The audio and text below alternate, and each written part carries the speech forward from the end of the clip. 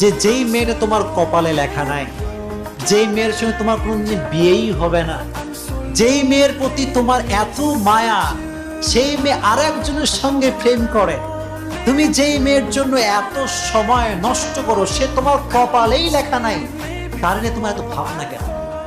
হ্যাঁ, তার নিয়ে তোমার এত কল্পনা কেন? সারাটা দিন মোবাইলে তার ছবি দেখো, কিরে ক্যা হুয়া, হুজুর একেই ভালোবাসি, এরেই লাগবে, এর ছাড়া কাউরে বিয়ে করতেই পারো না।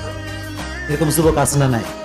সারা দিন মোবাইলে এগুলো করে। আচ্ছা, যাকে আল্লাহ তাআলা তোমার জন্য বানান নাই, যার সৃষ্টি তোমার জন্য হয় নাই, যে তোমার কপালে লেখা নাই, তার জন্য ভেবে তোমার কি কোনো লাভ হবে?